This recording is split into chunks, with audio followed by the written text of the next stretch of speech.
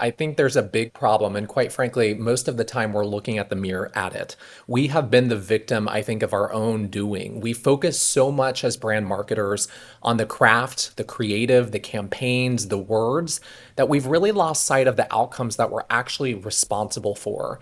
And I think when creative becomes the end product of brand, it's really no surprise that the rest of the business just sees the team as the team that makes things look good. Welcome back to the B2B Playbook, where we believe that great go-to-market is about people, not platforms. Today, we have Matt Maynard joining us. Now, most companies, they still treat brand as a service team. They're there to make things look good, not drive growth. That's what people think, but that's a dangerous mistake. When brand is boxed into campaigns and visuals, you lose the function that really should be shaping how future buyers remember and choose you. So that's why in this episode, we've brought Matt Maynard, VP of Global Brand Advertising and Communications at Asana, to unpack what brand's real job should be in the modern B2B world. We're going to get to the core responsibilities of brand, how to deliver it tactically and communicate its value to the C-suite. Matt is also very helpfully going to share some of the big mistakes that you want to avoid. So if you want a deeper understanding of how brand can drive your business forward, which I know is a huge item for people on their agenda at the end of this year and next year, so brand doesn't just end up on an internal slide deck, I think this conversation is going to be one you want to check out. Matt, thank you so much for joining us. Thank you so much for having me. It's great to be here. Well, Matt, look, many in our audience will already know Asana. I'm sure many are customers of Asana. But for those who don't know or aren't familiar with you, can you tell us a little bit about your role and really what you're responsible for as the VP of Global Brand, Advertising and Comms at Asana, just to provide some context? Sure, yeah. That really includes everything from brand strategy, advertising, our paid media programs, to all of our content, our customer marketing, our social programs, and our PR. And you talked about Asana. For those who aren't familiar, Asana, we are the leading work management platform for human and AI collaboration. So we're helping teams, organizations of all sizes to turn their plans, to turn their work just into action. So whether that's strategic initiatives, cross-functional work, company-wide goals, all of it happens within Asana. As far as a little bit more about me, I've worked in pretty much every function across marketing, whether that be from PR to product marketing to field marketing. I've led organizations and across industries, whether it be travel, healthcare, technology, from storied brands like American Airlines, big healthcare companies like McKesson, and now here at Asana. But what I would say is brand has always been my favorite child. It is where I have spent most of my time. It's where my passion lies because I find that when brand is done right, brand is one of the few parts of marketing that really blends what we love as marketers, which is the art with the science. And that's what I love about my role today. We're not just making things that look and sound great. We're building systems that actually work and campaigns that are bringing more people to our brand.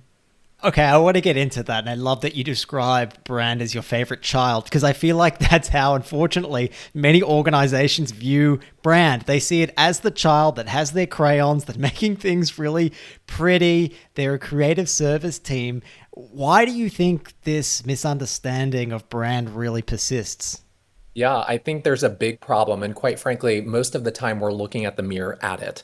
We have been the victim, I think, of our own doing. We focus so much as brand marketers on the craft, the creative, the campaigns, the words, that we've really lost sight of the outcomes that we're actually responsible for.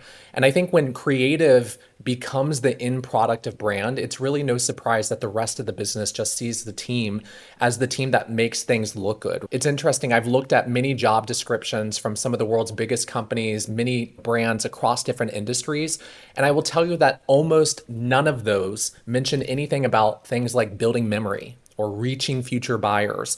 And I think that tells you everything that you really need to know about how our role is perceived and how we're talking about it. It just isn't consistent.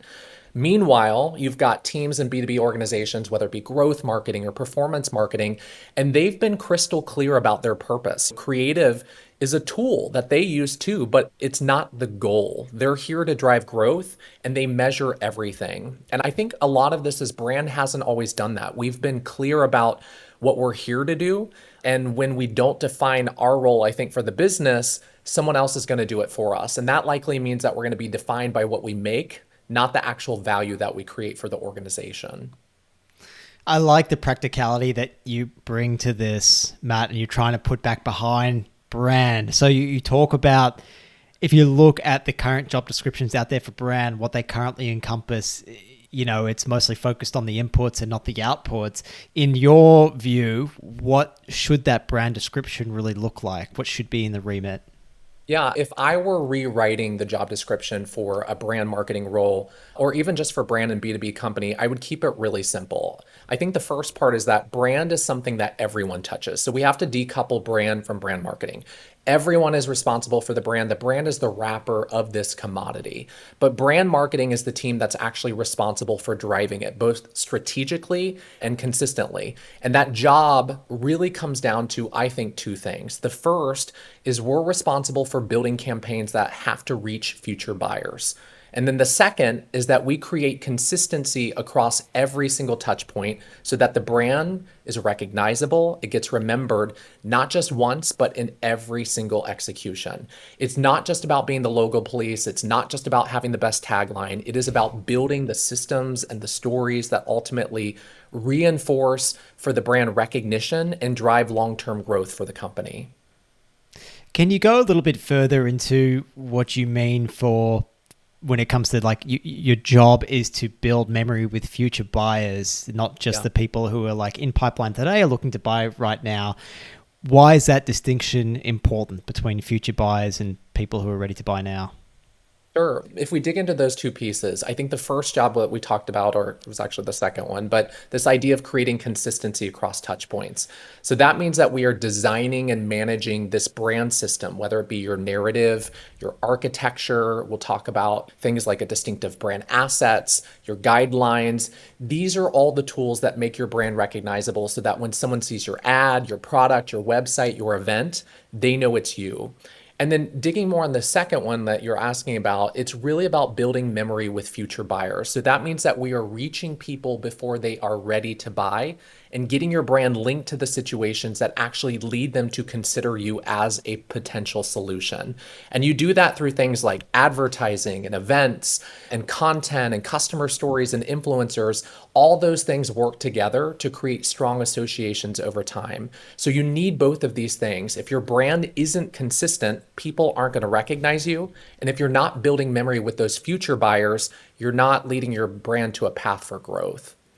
And building memory, you mean literally just making sure people remember us in the right situation. When something happens, they literally think of Asana. Is that correct?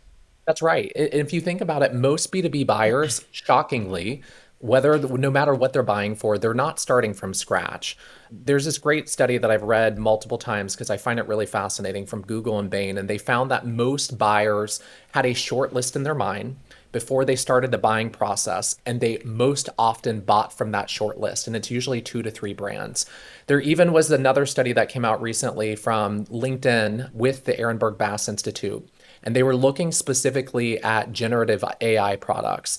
And what they found is that buyers only considered about 2.5 brands, and most of them actually bought from a vendor that they already knew.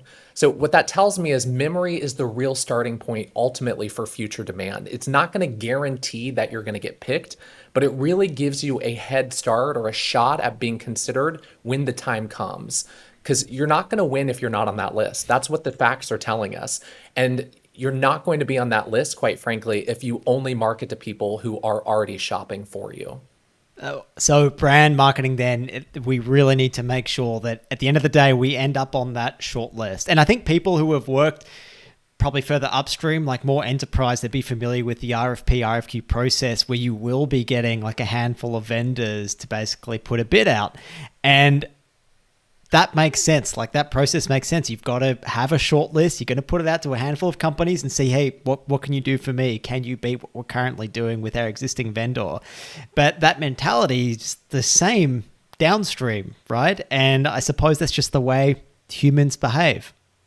I think we like to think that it's so complicated and we want to believe that there's all this convincing that's happening, but we know from our personal lives, or if we're shopping for software, I mean, if you've ever been on a buying committee in any regard, you know you're not methodically going through every single vendor out there, you're often thinking of the ones that are either internal already, you're thinking about what people recommend, what you've heard of, and that very short list are the ones that you look at and choose from. You mentioned making sure that people get remembered in certain buying situations. When you talk about buying situations, how do you identify what they are from like a practical standpoint? I imagine kind of any company, their product or service, there would be quite a few different buying situations. How do you actually prioritize which ones matter most?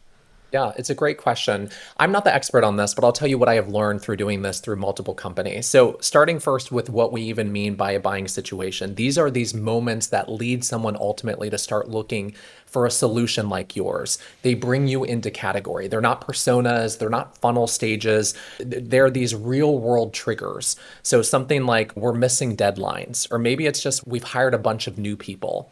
The actual architect and the genius behind this is a researcher named Jenny Romaniuk. She's at Ehrenberg Bass Institute. She coined the name, and they're called category entry points.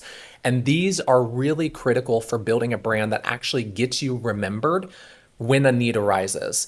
So, when we talk about how you go about figuring these out, you first start with qualitative research. Maybe you're doing interviews, you're looking through win loss calls, and you're really exploring the situations that lead buyers to consider not your brand, but the category as a whole. And then you don't stop there because that qualitative can't tell you what's common or what scales. So that's where you actually work into quantitative research. You're going to go out and you're going to survey anyone that would come into category. And then you're going to size these entry points. You're going to measure how often they're linked or how often they're linked to you and to others in the category. And that's going to help you understand where your brand is showing up and quite frankly, where it isn't and where it should. That's how you move and quite frankly, build this focused brand and messaging strategy, one that moves far past this idea of general awareness. Oh, yeah, I recognize that brand, or that brand sounds or looks familiar, to actually thinking about you in the moments that actually drive buying. Yeah, because there's no point in being in someone's memory if they can't connect it to the actual situation where they might Exactly. need you. Actually, one of my favorite books is on the shelf behind me. It's Ogilvy on advertising. It's such a fun book. Like has all his like favorite campaigns, and it's just so pretty to go through. And I love one of my favorite ads in there is for Rinso, and it's basically an ad that shows these are the 10 different ways to get stains out of your shirt, and it's like red wine stain, Yeah. peanut butter, like all those kinds of things. And it's kind of a tying it to the category entry point of, hey, I've spilled something on my shirt, I've got to now use something to help do that. Here's information how to do it, and who's the behind all that information. Of course, like Rinso is, the people that you would go and use to do that. And I think it's such a like beautiful, simple example. And I don't Yeah. know if you'll agree, you are far more educated on brand than me, but to me that feels like a nice example of what we're talking about. It's a perfect example because the reality is that is a key situation that brings people into the category of needing a product that can remove stains or help to do your laundry or launder your goods. And I think that is such a great example. That's the same thing that we're talking about here. What brings people into category? Where is the volume? And how can you prioritize those so that those become the hero of your marketing, in particular to future buyers? Practically, again, focusing on those buying situations. I liked how you can do that qualitative and that quantitative research to see which ones come up most often.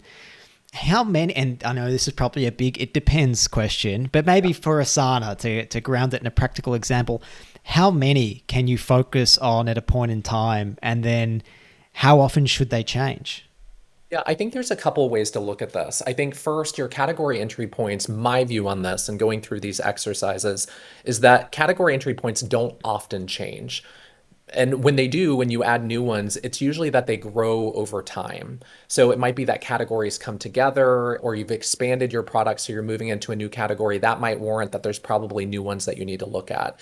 As far as executions, this is where there's a lot of debate. So in a brand campaign or in brand advertising, I'm a believer that you want to find one category entry point that has the biggest possibility or room for growth for you and you go all in. So when you think of your brand advertising, you are leaning heavily into one because it is harder than what you think to actually move memory. So it takes a lot of investment, a lot of focus, but that doesn't change that all of the other marketing tactics across your performance marketing or your conversion media or your events aren't reinforcing other category entry points, webinars that are also on the list.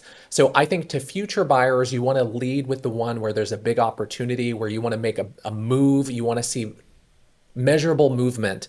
But then in all of your other marketing activations and executions, you can still lean into your other category entry points as well. So then for the key future buyers, you're focusing mostly on one. Is that right, Matt? And you're putting your resources really into that. And then I suppose that might help with something we're going to talk about later is the measurement side of it as well, to see are we really making inroads or an impact there. And I suppose the more things you try, the harder it is to measure whether or not you made. Would that hold true for brands with less budget too then, Matt? Still just focus on one? I think that's even more reason to focus on one category entry point for an extended period, whether it be a half a year or quite frankly, probably for a full year. From what I've seen in my experience and all the research that I've read around this is that it takes a lot of investment and it takes a lot of time to make movement, in particular among people who do not use your brand today. Because again, keep in mind, these people aren't shopping, but those are your future customers. And so how are you spending to make sure that they are associating that message, that reason to enter with your brand? It takes repetition, which is why reach and repetition and unduplicated reach is so important. So that unduplicated reach is really important because you're reaching more people, right, who like might not have heard of you before. But presumably you also need to have enough frequency or get in front of them often enough for that memory to not decay, because there's a shelf life to memory, isn't there? Exactly. So it's all about continuing to be there, spreading it as much as you can, not duplicating the reach so that you're able to spread it, and then of course doing it efficiently as well. So a lot goes into this, and this is where we're starting to see that there is measurement behind this. Shocking, right?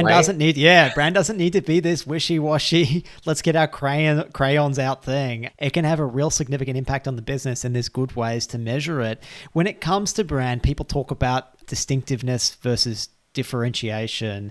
Would you mind, if our audience aren't really familiar with those terms, maybe explaining a bit more about what they are and how B2B marketers should really think about distinctiveness and differentiation when it comes to brand?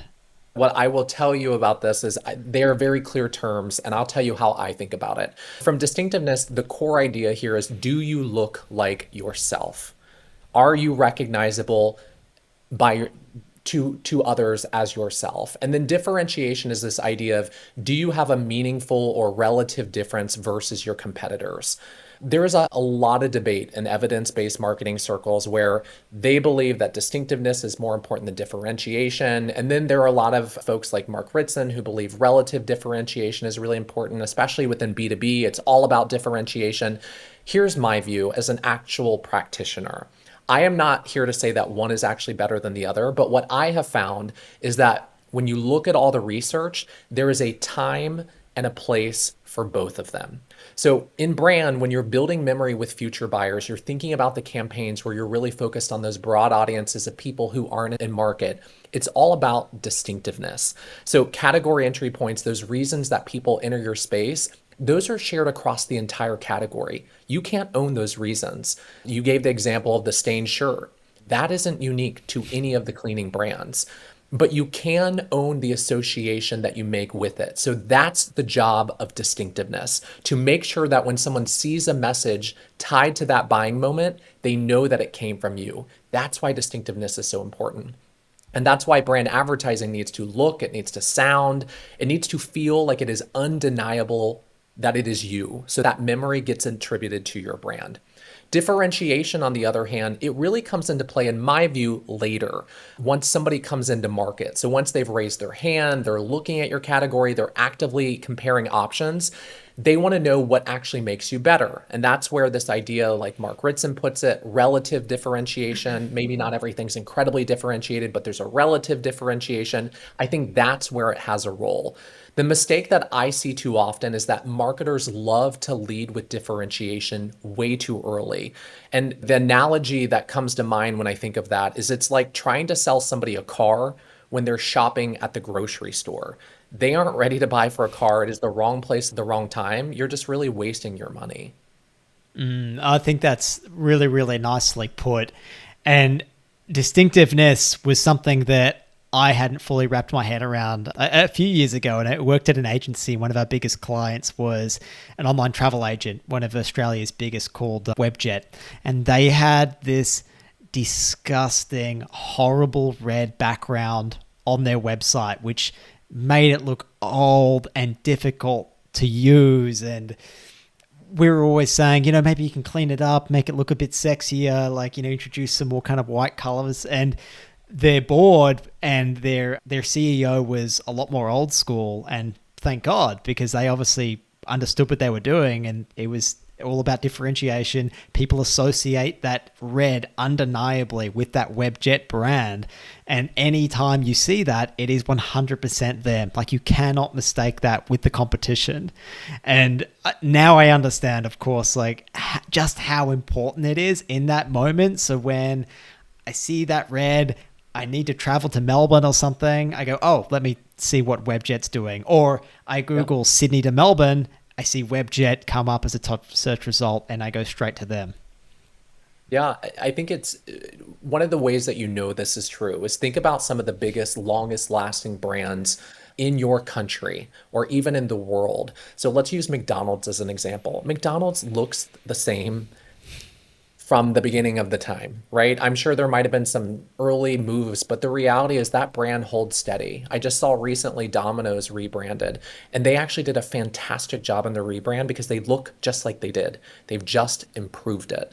And I think that really goes to show you distinctiveness is so important. It's about recognition. The idea is, can I quickly see you? Do I attribute it to you in this very busy world that I'm not paying attention to your brand? And I put that message in my memory so that you are top of mind. It sounds really simple because it is hard to do. I'd like to ask you, actually, speaking of distinctiveness, Jaguar's rebrand. What were your thoughts on that? Because it's certainly got everyone's attention. Yeah.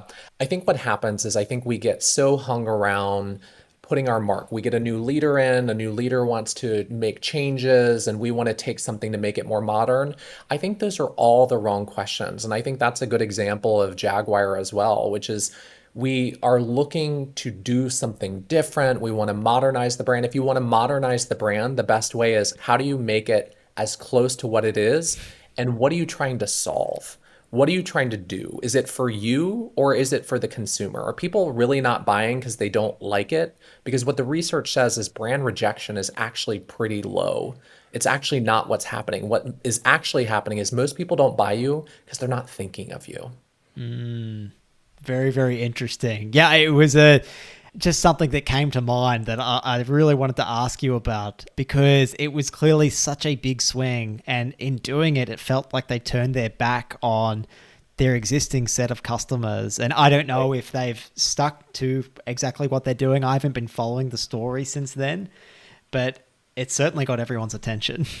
There have been a lot of, I feel like recently with Cracker Barrel, there have been a lot of examples of really poor rebrands. And I think, again, it comes from, in my opinion, people coming in, wanting to make changes. And this is just such a fun, seemingly artistic endeavor, which is really, again, going back to the core of what we talked about at the beginning. That is part of the problem, is that this is seen as a subjective art instead of recognizing that this is actually very much a strategic science.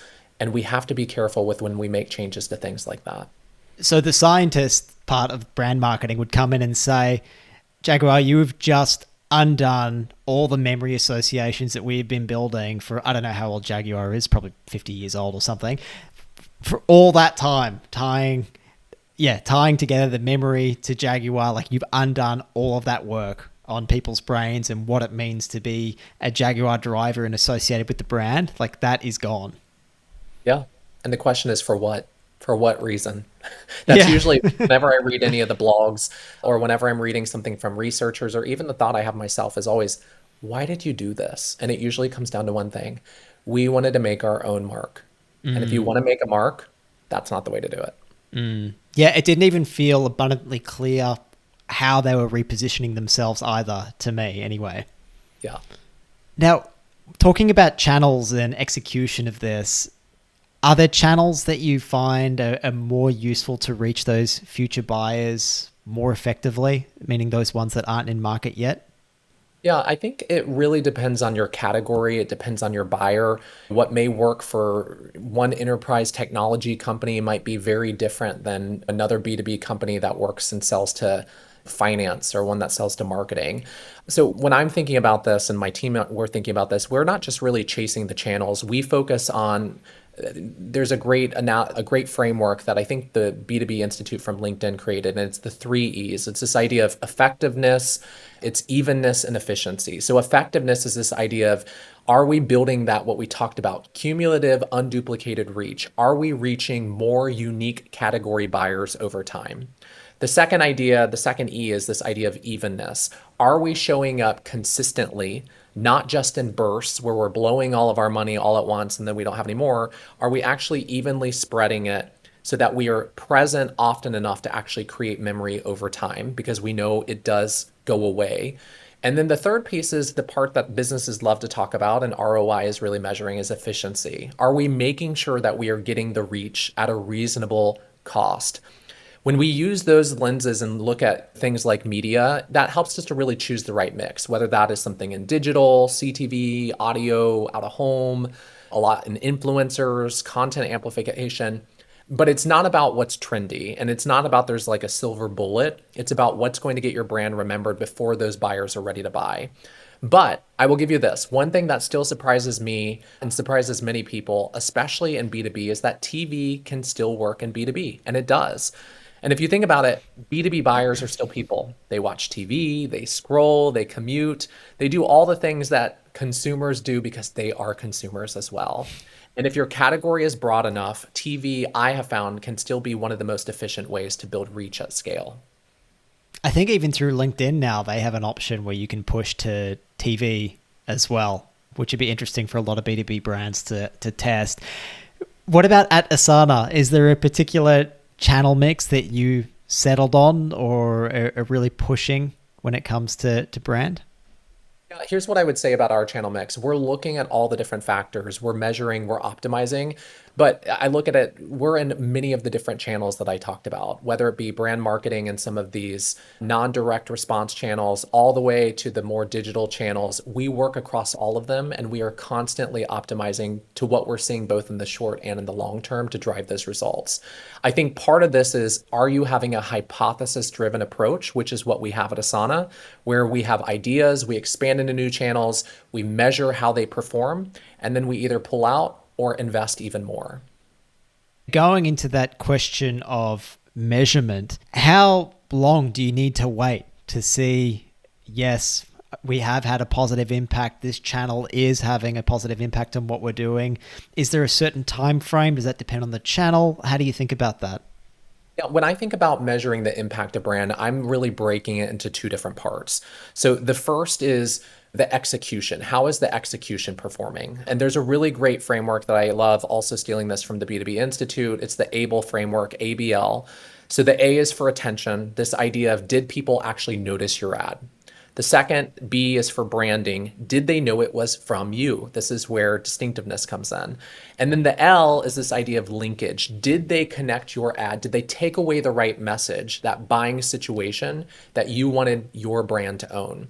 And so you can use, when they talk a lot about creative testing and all of that. I have my opinions on this. I think a better way to do this is get something into market, use this framework to guide your decisions, and then use brand lift studies to actually see and measure if you are effectively doing that in an execution. And that will tell you one part of the story. And then you need to zoom out more broadly. And the bigger question becomes, are we actually making more people think of our brand when it's actually time to buy? So that's where you can do brand tracking. You can look at things like what we do, where we ask how many people, in particular, how many future buyers or how many prospects associate us with at least one of those buying situations. And then among those prospects, how many buying situations do they link to us overall? We know from the research that the biggest brands in the category, they don't win because they're good at one thing. They win because they show up in more of those buying situations for way more people. So those methods of measurements are, yeah, they ground it in a more scientific sense, which is great. I mean, I know brand uplift studies are great. They are expensive and there's normally like a minimum spend associated with them. For smaller brands that maybe don't have access to something like that, is there any other advice you can give to them if they're really trying? They finally convinced their, their leaders, the CEO, the CFO, hey, we need to invest more in brand. We've run our pilot. This is how we're going to measure it. This is what we should look for. Do you have any advice for those people? Yeah, I think the first is I think that ABLE framework is really effective. You can look at something and you can ask yourself, is this going to stand out? Will it grab attention? Is the branding clear enough that it will be attributed back to us? And will the right message be taken away and linked to the brand? That is one thing. It's obviously subjective because you're doing it yourself, but that is a tool that you can use to know, am I doing what I'm trying to do? I think the second part is that I love to frame brand media, brand advertising under this idea of responsible reach, because it's not just about reaching more people. Like I talked about, we want to reach unduplicated folks. We want to go out to the future buyers and we want to deliver constantly over time. That's where this idea of reach comes in. Make sure that you are doing that when you are working on your media. Make sure that you are spreading it. You are reaching as many future buyers as you can with the amount of money that you can for the longest amount of time. The part that I also think is important is responsible. And I think brand work often comes with a higher price tag. We all know that, right? Oftentimes there's like this bigger shoot. It's oftentimes a much more sexy endeavor, a bigger campaign. And that's not a bad thing, but I do think that means that we need to hold it to a higher bar. So we have to define success. We need to forecast our impact. We have to measure our progress, and we need to treat every single dollar like it's accountable.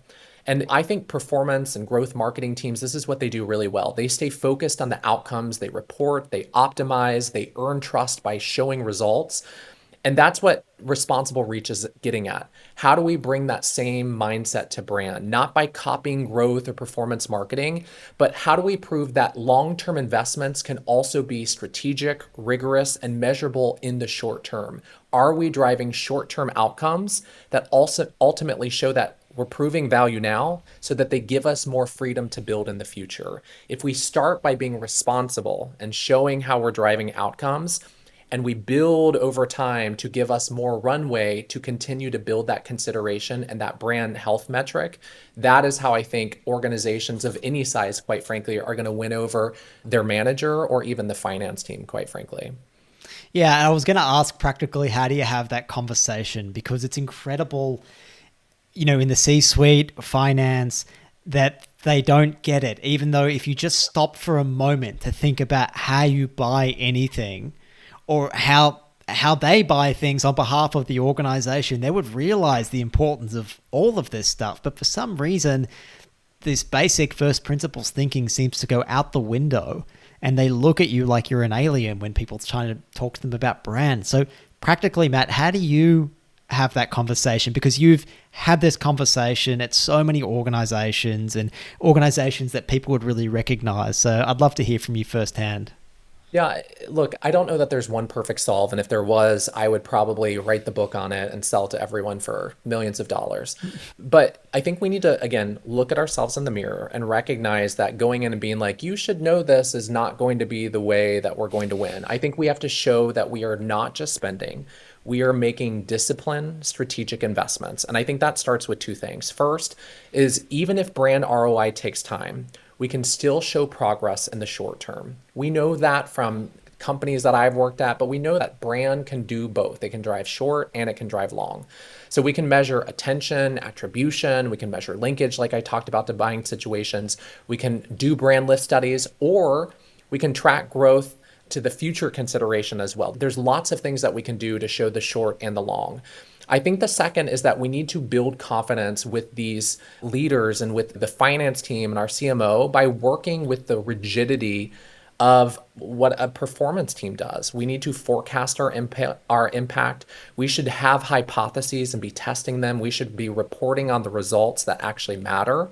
And we need to keep refining our approach. I think that's how we earn credibility, not by just saying, hey, trust us, brand pays off eventually, but we need to show that we are building it responsibly and rigorously. And we're doing that right now. So show that short, show how we're working toward the long of increasing consideration, and that will allow more trust to happen so you can move more into the long term, investing in your 401k, but you still have to pay the bills today.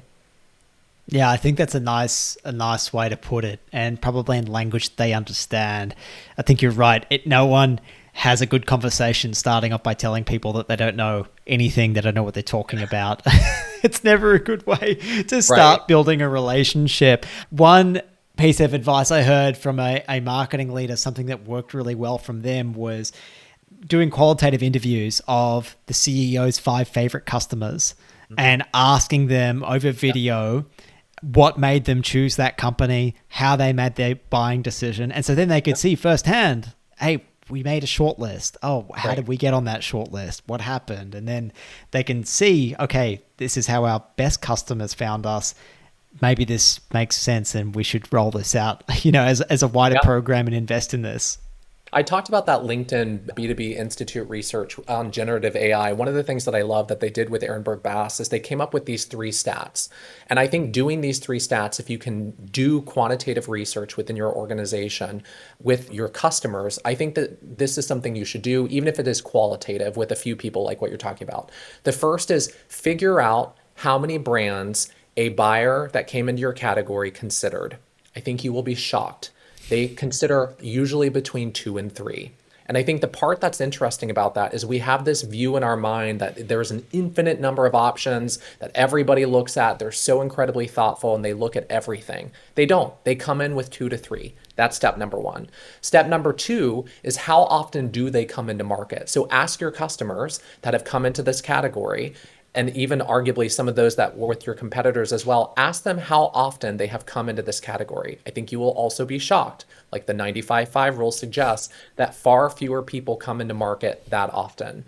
And then the third, ask them whether the vendor that they chose, whether that vendor had some kind of pre-existing relationship in the organization. And I think you will be shocked to find that the vast majority of time it was either somebody they knew or somebody that was already had a relationship and they've expanded the deal. And I think that is a really interesting way to look at this. Of it kills some of the ideas of, oh, people are looking at everything. Actually, they're not. And we need to get in front of them before they come into category because they are going to have that 2 to 3 brands. Oh, people are coming in all the time. No, they're actually not. They come in very infrequently, and it's hard to know exactly when they're going to come in with that 2 to 3. And then the third piece is they are looking, and most of these customers, they have existing relationships with the brands, and that's usually the bigger brands. So the bigger brands usually have the advantage here. So even more reason to focus on the future. So the bigger brands have the advantage. So if you're a smaller company and you don't have those resources, what can we do to try and make a dent?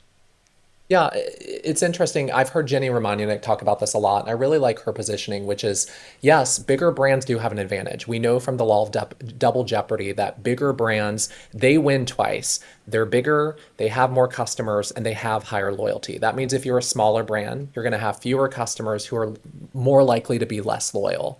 Loyalty follows the size of your brand, which is interesting because you can look at that as a negative, and it is hard. It is an uphill battle, but you can also look at the operational reality that working in some of these bigger organizations, they move slower. There are a lot more stakeholders to make changes, to get campaigns. Everyone has to weigh in. It's harder to be bold because being bold can be a big mark, like some of these brands we talked about where you make a big mistake and there's a big consequence versus smaller brands.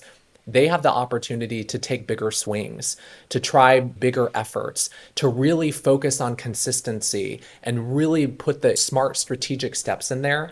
So I think you can win and you can be thoughtful and grow by being more strategic and playing a smarter chess game. And does that come back to the distinctiveness angle as well to help get that cut through? When you say be more bold, do things that bigger companies aren't willing to do because of red tape, because they don't want to isolate their existing user base? Or is it also to do with differentiation, with like maybe meeting a need or a particular more nuanced problem that they're not currently really associating their brand with? Yeah, I think it's both. I think from a brand marketing perspective, it is distinctiveness. I do think it is about have a clear set portfolio of distinctive brand assets that you're using, that you're building new ones where you can, so that there are many different codes and assets across all of your advertising that make it incredibly easy to cue your brand. I think that is what brand teams can do and brand marketing teams. I don't think that dismisses being a small brand, that you should focus on relative differentiation. Yes, you should try to differentiate where you can and you should come up with unique things. Just know that's probably not going to last forever. When it comes to being distinctive and getting that cut through, characters that people use like in their branding is it's more popular, I would say, in the B2C world. We don't see a lot of it in the B2B world. First of all, is there a particular character that you like the most from a brand? Sorry to put you on the spot here. Yeah. Here's what I'd say. Very few companies or brands do this well, especially in the B2B space. Salesforce is the pinnacle, I think, of somebody who's done such a great job here. I don't know that they've fully executed it perfectly, but they're such a great example, especially through the scale and the investment they've made of doing this with Astro. One of my favorite characters is probably someone like Chester the Cheeto, because I just think it is so well done. It's part of everything, and it continues to be part of their marketing as they go through. And it really highlights the heart of their brand that some people may say is not incredibly important, but this idea of mischievousness, and it gives them some creative territory to play, but they use it to emphasize the key category entry points. Why do you think leaders are resistant to integrate characters into their B2B brands?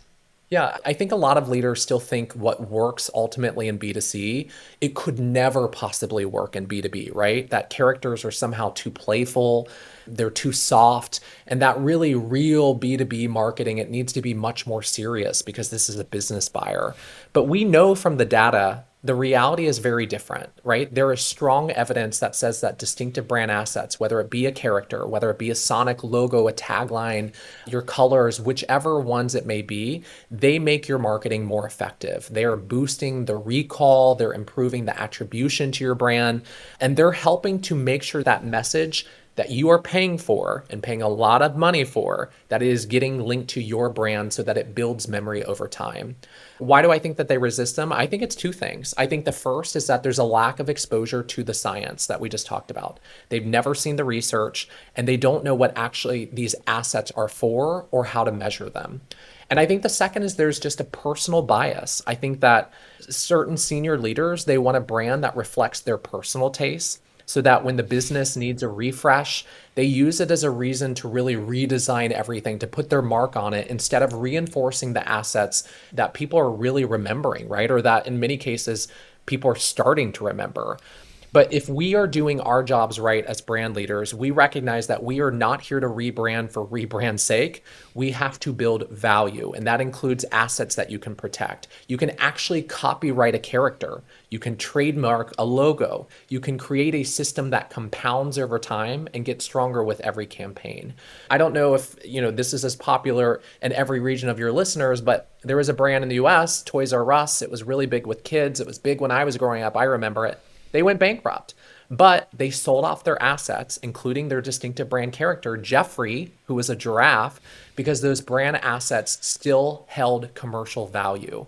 I think that's what a lot of people miss, is that distinctive brand assets, they're not just these creative tools. They are strategic investments in memory and, quite frankly, in company and commercial value.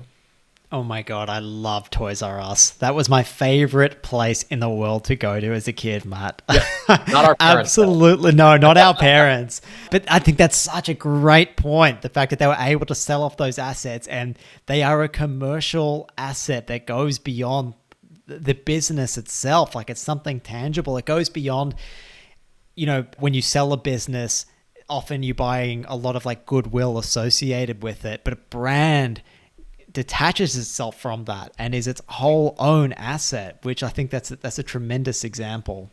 Yeah. And this goes back to what we talked about, the distinctiveness and differentiation. Brand, in my opinion, is a wrapper. And what is inside most of these brands that we lead every day are commodities. And sometimes we have a competitive advantage, but usually, unless Jenny Romaniuk talks about, unless you have a patent, it's not a commodity and it will be copied. I watch this happen every day in the airline industry. One person does something, they all follow because it's not differentiation is hard to really keep up. And even when you have it, if you don't have a patent or it's not protected, someone will copy it. So it is about that wrapper, the wrapper that makes people think of you, and the wrapper that because it's so comfortable, that's what actually creates trust. That's what makes people like you is because you seem familiar. So maybe you already have one, Matt. I'm not sure. Apologies if you do. But is Asana getting its own mascot or character anytime soon? Yeah, I think here's what I'd say. We have great celebration creatures within our product that a lot of customers already know. Look for more work to be done on where that starts to show up more front and center. Oh, I like this. Okay, nice little teaser. Very cool. In our pre-interview chat, Matt, you mentioned a couple of different ways that people go wrong when it comes to actually implementing brand and some technical mistakes they make. And you said one was actually over featuring customers in their brand campaigns that can backfire. Can you explain why that is? It's so counterintuitive. And when I say this, you would think that everyone in B2B marketing gets out their knives, especially in technology. So let me be clear. I know it sounds counterintuitive. Customer stories are critical. They're just not the right tool for brand advertising. And let me explain why. Brand ads aren't designed for in-market buyers. They are designed, as we talked about, to reach future buyers, people who are not yet shopping. And in that context, the goal of those ads is not to persuade somebody of something. So hearing a testimonial of why I love this company and why it's so fantastic, it's not serving the goal. The goal is memory and associating to why I would come into category. So when the focus of that ad is on your customer story, their name, their logo, their success, you really risk making them the thing that people remember. And instead, you really want it to be you, right? And there's really great research behind this that backs it up. It talks about how when you're advertising with two brands and they share an ad, they're really competing for memory. And most of the time, neither wins, especially that smaller brand. So if you're using a great testimonial from a really big customer to future buyers, you risk that people will think of that bigger brand and not yours, which almost defeats the whole effort of that. So I think you should use customer proof when people are actively considering you. When they come into market, use that as an opportunity for proof, for validation that you are a great vendor, that you have a great service. But your job is to make the brand easier to think of and easier to buy in brand marketing, not someone else's brand. And so I think that's one important thing to keep in mind as you're featuring customer stories and when to use them. That's very interesting, very practical. Okay, so for reaching future buyers, don't confuse them with your customer's logo. Don't even put yours and the customer's next to each other. Make it about that entry point associated with your brand. And once people are in market, that's when we can start pushing those other messages, right? To reassure them, hey, you've thought of us? Great. These are all the reasons why you can trust us as well and why we're the best fit for you. Exactly. And there's some ways, it's part of the B2B, especially in tech playbook, to talk about customers and use those. There's some ways to work around this. Like you can use a whole spectrum of logos and show that you're a trustworthy brand, especially if that's a category entry point, one that many brands love. Just be incredibly careful of making somebody else's brand, especially in a solo instance, coming up against yours because you really risk not getting the attribution that you're trying to pay for. That's actually such a great practical tip, Matt. I think a lot of people are going to listen to that and hopefully adapt what they're doing. That's really, really great. What about over investing in differentiation? Is that ever a problem, Matt? Yeah, I think it is. Here's what I'd say. We build our strategy assuming that buyers are already considering us. And this is what happens all the time in B2B, I think, is that we're like, everyone's already considering us. We imagine that we are already on the short list. It's almost like we are in the room with these people. But the reality is most of the time, we're not even being thought about what we talked about. Future buyers aren't analyzing every option. In fact, they're not thinking about your category at all. They go with the ones that ultimately they remember when they have the need, the ones that feel familiar, and that leads to the trust. Not because they dug into the details, but because the brand comes to mind. And that's the job of what we talked about a brand is trying to do, to really to make sure that we are being considered, to be the one that they think of, and to make it really easy for you to be purchased. But as I talked about, when it comes to differentiation, I think it still matters when people come into market, just like the customer testimonials. But the reality is, what makes you different today can be copied tomorrow, like what we've talked about. So that's why I say brand is just that wrapper. It's that commodity, the wrapper of the commodity. It's how you build the memory and the meaning so that people choose you when it counts. So it's not to invest in differentiation. It's saying do it at the right time and recognize being able to talk about your differentiation, quite frankly, is a big privilege if you even get to talk to them. And maybe the B2B world is going to look a bit more like the B2C world, where true differentiation is pretty difficult to come by in the B2C world. It's very commoditized. And I think B2B is probably heading that way too, because the barrier to entry for launching a software platform or a service in pretty much every single category just is dropping further and further and further. So I feel like AI is helping accelerate this for sure. Yeah. So true differentiation is going to be pretty tough. And then you go back to, well, what do B2C do to combat this? Well, brand, right? I mean, that's ultimately what's really driving things for them. And maybe B2B is going to follow suit. Yeah, I agree. And I think we get blinded because we work in these companies, we work for these brands, we drink the Kool-Aid, where we really believe that there is something so meaningfully different from all of our competitors. If you believe that and you think that is very true, I encourage you to go out and do some quantitative research and ask your customers, ask your prospects if that is the case. And I believe what you will find is the vast majority of them won't see much differentiation at all. It will be biased among those who are your current customers. But if you look at prospects, they will be like, oh, they're all the same.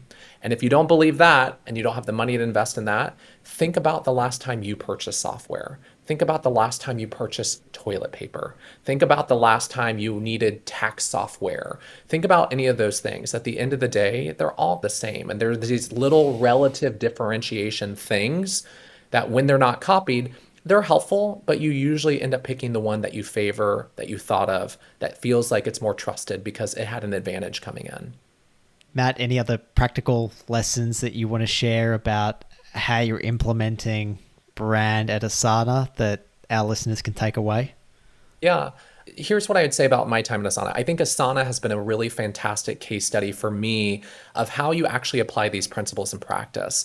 Because I think many of the listeners, especially people who love evidence-based marketing, they know the truth is evidence-based marketing isn't just plug and play, right? So the work that's coming out of the amazing stuff from the Ehrenberg Bass Institute or from really great thought leaders like Mark Ritson, it's all great. The challenge I find is figuring out how to actually make it work within a real organization. So that means translating the science into strategy. How do you build belief around skeptical teams, skeptical leaders, skeptical peers?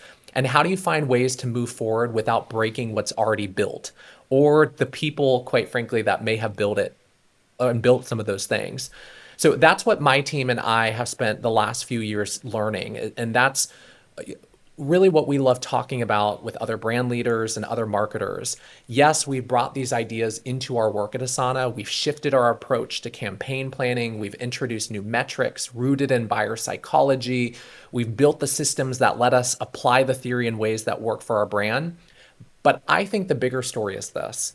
The science gives you the laws of growth, and that is important, and I still don't think enough people know those. But the real job, especially for brand leaders, brand marketers of any sort, is building the systems and the teams that can actually act on them. And I think that's where the real leverage is. I think we're going to have another conversation about that, Matt. Or you're going to have to at least put that in your book. Because you're right. You can only do it if you have the people to help you execute it. And people are only going to execute if they are incentivized and measured the right way to do that. I think that needs to be a whole separate conversation. And please do write that book, Matt, because I'll be the first to buy it. All right, I'm right on top of that. Here, one other thing. So, a lot of your folks may have heard of Byron Sharp and talking about this idea of mental and physical availability. I always joke that once you know these growth principles, once you know these frameworks, you feel like you've learned something that you can't go back from. The challenge is you can't show up at work tomorrow and say, hey, let's drop the funnel. And today we're doing mental and physical availability and let's map all of our teams and our go to market by this. That's just not how it works. And that's where it's tricky. And that's where I think brand marketers, if we can really show that we are strategic leaders and we can come together and have bigger conversations about how we're driving brand growth and not just getting so hung up on the awards we won because we have some great new ad or some great new Sonic logo. I think that's where we would make a difference in our organization. And quite frankly, that's where I think we would also be better respected and drive better results for the organization. The organization needs us to really step up and have bigger conversations and see our job as bigger than just the actual creative outputs. That is, I feel like a terrific way to close this out, Matt. I'm pumped up from that. That I feel like we're in the change rooms and we're about to go and take the field, and I'm excited. I'm so excited. I really like that. You can specialize in motivational brand marketing speaking. I think we need that, to be honest. Yeah, I need that too. Half of this I'm speaking myself. That's great. In the mirror every morning. Exactly. Affirmations. Yeah. That's awesome. Matt, before we round out the conversation, is there anything else that we haven't quite covered that you really wanted to get to today? No, here's what I'd say is if you are interested in things I've talked about, if anything resonates or you want to talk more, you can find me on LinkedIn. I love to post regularly about some of this great evidence-based marketing and the science that's coming from these great experts. And I love to talk about and think about how do we actually apply them within real organizations, especially in B2B, where I think brand still is not getting the attention it deserves. And the attention that it does get is the wrong conversation. And of course, if you're interested in Asana, it goes without saying, you can visit us too at asana.com. Amazing. Matt Maynard, thank you so much for joining us. Thank you for bringing such a practical lens to this. I really enjoyed this conversation. Hello and welcome to the B2B Playbook podcast. Thank you. Thank you for having me.